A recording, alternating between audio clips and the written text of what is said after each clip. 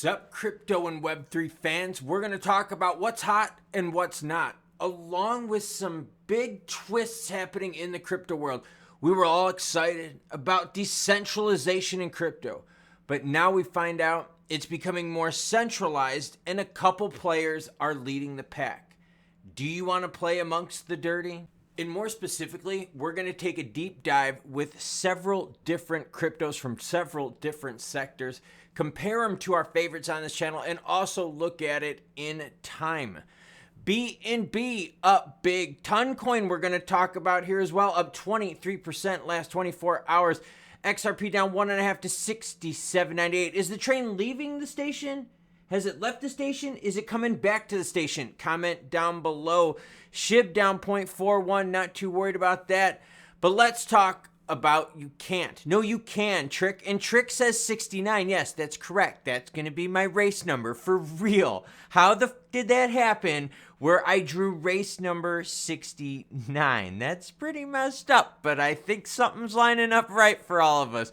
All right, let's get into what's happening. Grayscale's Bitcoin ETF market share falls below 50%. Okay, the competition is good for people like me and you because the fees to get into that market have been just going down and down and down because there's so much competition.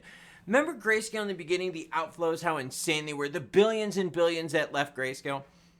Well, the problem is that billions and billions and billions that left Grayscale are going into the hands of Michael Saylor and also going into the hands of BlackRock.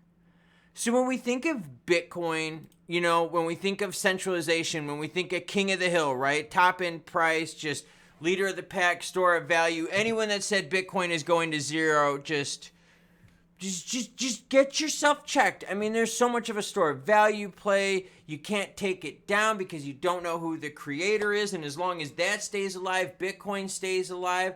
So, I mean, just throwing it out there. We're going to compare Bitcoin also price-wise, but I want you to think about it. Grayscale was a big crypto, or not was, is still a very big name in the crypto space. Very pro-crypto. They got huge funds and stuff like that. I'm going to share with you some stats here because I know you guys like stats. But they've been really good in the crypto space, and they're losing a lot of market share to BlackRock and Saylor. Just to throw it out there for you, okay? Saylor and BlackRock both own nearly 200,000 Bitcoin each. Saylor's nearly doubled his money. And BlackRock, yeah, they got in late to the game, but they got in probably early because you've seen what's happened with the ETFs. All right, so let's get into the stats, and then we're going to talk crypto price action. Grayscale spot Bitcoin ETF market share has dipped below 50% for the first time since the inception of it. Data now reveals they hold only 48.9%, with the total assets under management at $28.5 billion out of the 56. More outflows, averaging 329 million per day last week, have contributed to the decline in its market share. Take that over 5 business days, and you are looking at $1.6 billion leaving Grayscale. So again, a company very pro-crypto. They did a lot of stuff that we liked, right? We've been following them for a while on this channel. If you're new, by the way, hello. Hit the subscribe button. It's free, and you know, no big deal. So you got the Grayscale outflows, and they priced their stuff too high. We saw that. I believe their offerings were either 1.25% or 1.5%. That's a lot of juice to pay for an ETF. By the way, I did a story yesterday about Van Eck.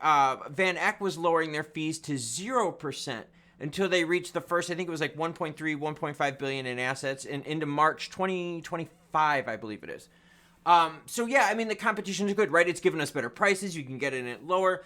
But where the Bitcoin is going to, where the crypto is flowing to, it seems to be more and more centralized. It has me concerned. Think, if Saylor ever wants to dump, I mean, I know he's got the teddy bear he sleeps with that's all Bitcoined and stuff like that. And the dude's just a nutbag. He's a rich nutbag, by the way, so I guess it doesn't matter.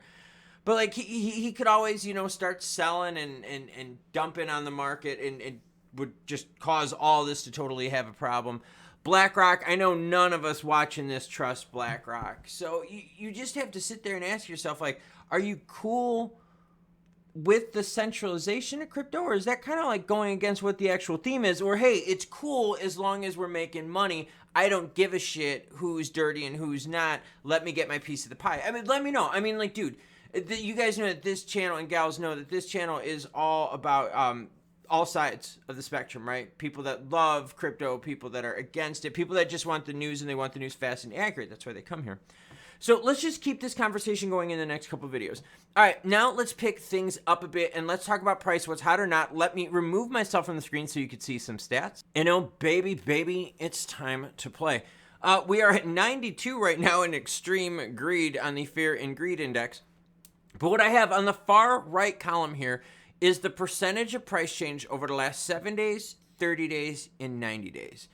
Look at this. Over the last 90 days, Bitcoin up 74%, ETH up 83%, BNB 131%, SOL 114%, XRP 8%. Think about that. Like, listen to the numbers I just read out. 74, 83, 131, 140, 14, and then 8%. Cardano, 17%. Okay, nothing too exciting there. 73% for Doge. 219 for SHIB, 104 for Toncoin, 48 for DOT, 46 for Matic. I mean, there are some things moving up there. By the way, HBAR, look at this. HBAR, 62% over the last 90 days. Render, 135. XLM, 17%, by the way. So it looks like the laggard of the ones that we followed on this channel is XRP over the last 90 days. Now, I understand you could start looking more at like near term, like looking at Rune, up 104% in the last 7 days. Cosmos up 10%, 14% for Filecoin. You were there when we watched it live. Look at Filecoin, by the way, up 124.5%. That's crazy. Remember, Filecoin also was in front of Congress. Remember the lady was shilling it the whole time?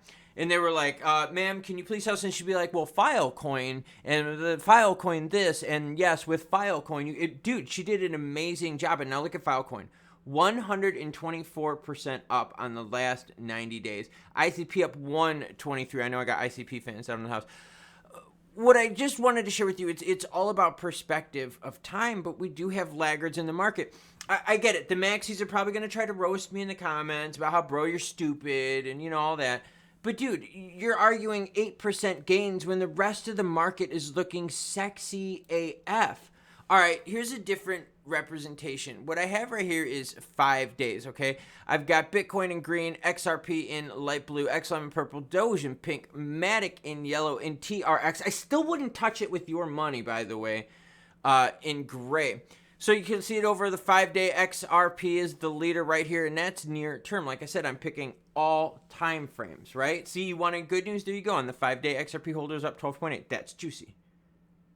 But see, the haters don't watch the whole video. They just comment on the first, 2 seconds of it, and they're like, bro, you're stupid. And I get to go, you just didn't watch the video, my guy. Now, let's zoom out a little bit more, okay? And this is where stuff gets very interesting. Look at this over the month. Doge. You guys know, and gals, meme has been hot here as of late. Look at that, 109% up for Doge in the last month. You got Matic up 50%. Bitcoin up 46%. XLM 34%. That's a healthy move. That's a very healthy move.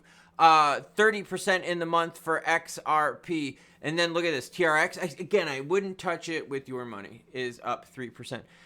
Zoom out just a little bit more and you see the variance, okay? And this is where XRP and XLM holders have really felt like this stuff has just been lagging. Because watch the change when we go from the 1 month to the 3 month. Now watch what happens. The 6 month, you see even more separation with blue and purple, XLM and XRP here at the bottom. Now, for 6 months being up 41% on your XRP, that's really good. Like, dude, no one is going to argue that 41% is bad. No one is arguing that. Even XLM up 23%. That is not bad. Like, that's not bad. That's, really juicy, actually. Like, if you did that and that was your timing, kudos to you, pat yourself on the back. But what we're looking at, though, is, look, comparative to the rest of the market, TRX, again, I hate TRX. Can we just let's just delete this piece of shit off here. I can't stand that fucking scumbag. But you got Matic up 149. Bitcoin and Doge up both around 175%. So it's not so much that like people are upset with the, hey, we're up 41%, hey, we're up 23%. No, it's, hey, others in the market have really been moving quite just more dramatically. Zoom out a little bit more to the 1 year, and what's interesting about this is Matic. All right, Matic looks fairly even over the year, with Doge being a big one and Bitcoin being the big one over the year. Look at that, Bitcoin up 200% over the year. You got Doge up 132%. Meme, what's the utility in meme, right? It's not about utility. It's about what people want, what's hot and what's not, okay? You need, utility is great, but you got to make money with your utility. Otherwise, it's a charity, isn't it? You go to the 2 year, and this is where stuff gets really crazy. In the 2 year, you're down 15% on the longs for XLM, down 10% on the longs for XRP, down 5% or 6% on the longs on Matic. Now, when you look at Doge and when you look at BTC in the 2 year, now they're up. So longs now are up 92% on BTC over the last 2 year mark, with Doge up 51%. It's very interesting here because we're really seeing just a big shift in the market, and we're seeing how things are just looking differently. Some things are moving faster than others. Some things are following the flow of Bitcoin. Some things are breaking out on their own, and it's really exciting. But there are some laggards in the market. Are those laggards still up? Yes, of course they are. But they are still laggards. I've been seeing tons and tons of comments out there about people diversifying their big bags, you know, from the ISO action stuff and playing it into other things, moving it into HBAR, moving it into Near Protocol, moving it into Matic. I mean, just lots of comments and lots of variants, and everyone's doing their own thing for their own reasons, which is really cool. And I thank everyone, by the way, for sharing, because I want everyone to be able to read the comments and gather the perspective from everyone so that you're not in an echo chamber. You get to hear points from all sides. And whether it's the chat in the live stream or the comments down below, they're really good. There's a lot of really good ones, and there are a lot of good conversations that happens. But we're excited because the market is starting to move on its own. But some of our favorites out there are just laggards. Now, what do we have to look forward to? Well, we got BTC halving, yes. What about resolution of the settlement, no settlement, you catch what I did there. Resolution of the Ripple SEC case. We know they got some big dates coming out. That video is this right here, okay? There are dates happening in March as well as April. Speaking of big dates, I have a race day here coming up in about 2 days, so I'm doing the electrolytes. I'll catch you cool cats later.